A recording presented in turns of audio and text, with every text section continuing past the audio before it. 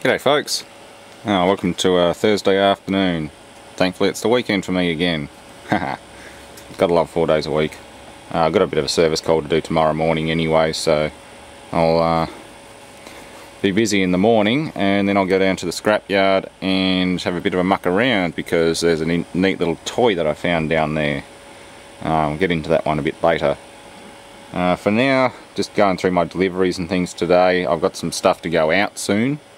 There's a fluorescent display panel, or whatever you call it, electroluminescent display panel I'm just about to quote.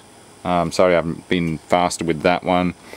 And the PLC and everything, the PLC and main board from the Yanmar are packed and ready to go, but unfortunately the customer took my estimated quote as a real quote and didn't send me enough money, so I'm going to get on to him soon. I think I've already sent 1 or 2 messages and haven't received a reply, so if all else fails, thankfully with how come it hasn't got my details? Oh, hang on, this is the other computer. Yeah, I can't show you my Terraria house, otherwise, yeah. It's on my other computer. The save files aren't saved to Steam, they're saved to the hard drive. But yeah, Terraria is well worth looking up, even though they've discontinued updates. Anyway, what was I saying? Damn you distractions. Yeah, deliveries and things, they'll happen soon. Good thing about using PayPal is you can just refund the money straight away anyway if they don't want to go through with it. Or I'll just break the package up into 2 pieces, that's the other option. I'll ship one now, keep the other one on the shelf for a month maybe, ship the other one out when they've got more money, so yeah. But definitely not very enthusiastic about doing international shipping of large items. I've stated that many times before, but I can't bring myself to let this stuff get scrapped. I know someone was asking about this board, this optical touchscreen assembly is still available. The customer didn't want that, but the electroluminescent panel's already accounted for, so that's all still there. I had other deliveries come in. I've got some nuts and bolts and other stuff from Economy Bolt. New bottle Loctite. I've got a big one this time. Sick of buying little bottles and paying too much. It's better to spend just over $100 for this, and it'll last me a year and a half versus buying 5 little bottles for like, I don't know, $50 or something each, and they last a couple of months maybe, most. So I go through like 5 or 6 bottles a year, but one bottle lasts maybe a couple of months depending on what I'm doing. And yeah, new tyres came in along with a free flashlight. It looks like a spark plug. It's kind of neat. I got them from AussieTyres.com. They were the 215 60 15 Kumo Solus KH15s. Good tyre, good reviews and things, so it's good enough. Plus they were on special, 40% off with free shipping. So I've got all them piled in the back of the Ford, and now I either got to take them to my local tyre shop and say put these on there, or I will do it myself, which I'll probably do myself. I've got my own tyre machine, so why not use it? I don't know, then I could just be lazy and drive it down to Tyre Power and see what they can do.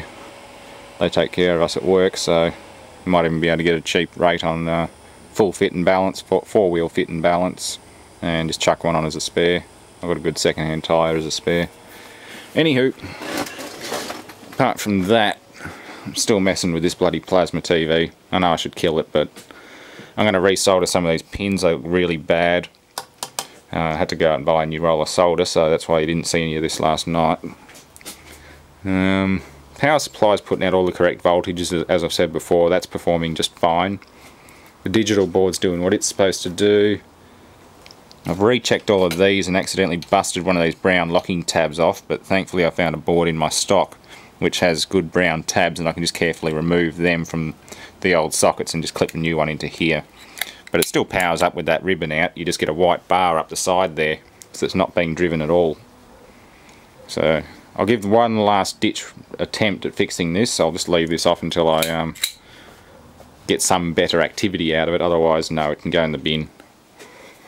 Likewise, a few people said these caps were blown, but they're not actually physically blown, and I haven't got an ESR meter yet. Gavin Curtis said he was going to donate one for me, which is fantastic. But they're not physically blown. These are deceptive. They do get warm when they heat shrink the cap, and they tend to bulge out a bit because it constricts and pushes the top out. And I picked this one out with a knife just to prove it. That's perfectly flat. Same with the one on the other board, the Y-sustain board. So they look like they're blown, but they're deceptive. These Hitachi caps with the S-shaped vent are also the same, except they don't have plastic caps on them. They never did. So that's that one. Trying to get into this.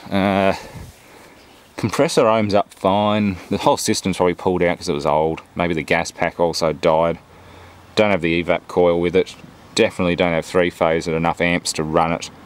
So I don't know what to do with this one. I got better chance of running it than Brad, but still I got virtually no chance without proper 3-phase.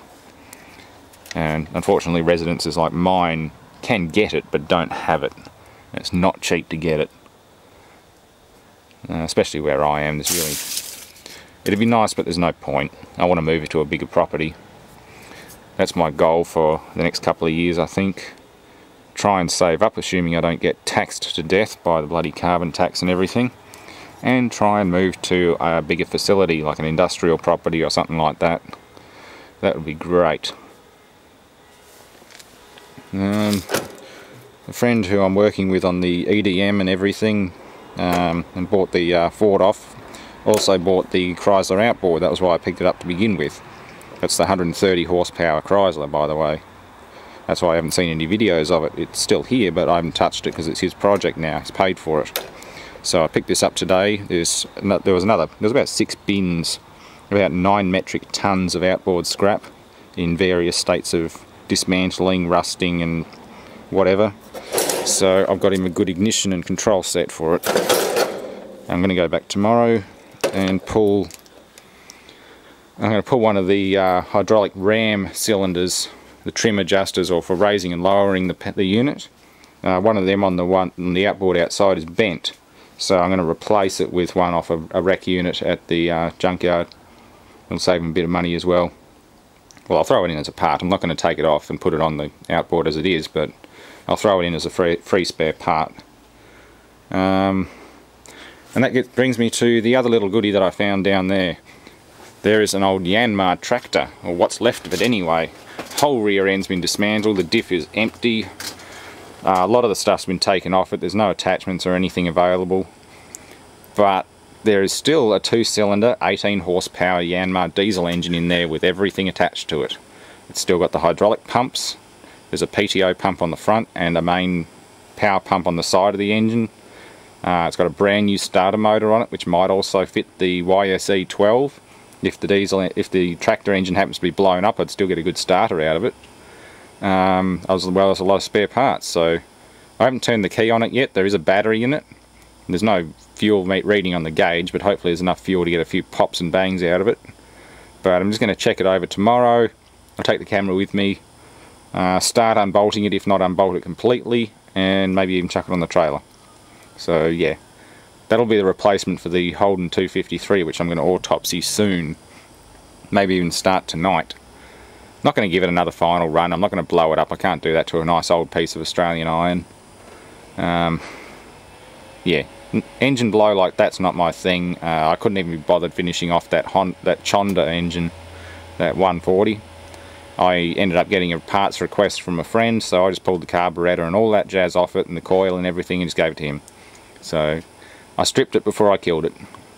But electric motors, like washing machine motors, there'll always be plenty of those. So yeah, that's what's happening tonight and tomorrow and the rest of the weekend. Tomorrow's Friday, so I've got 2 full days at the yard to mess around, or 1.5. We only work half days on Saturdays. But yeah, things to do, fun to have, and hopefully a nice Yanmar engine project. A shame the rest of the tractor isn't there, it's not in better condition. But at least I can salvage all of the goodies like the controls and hydraulics and other bits and pieces. So yeah, thanks for watching.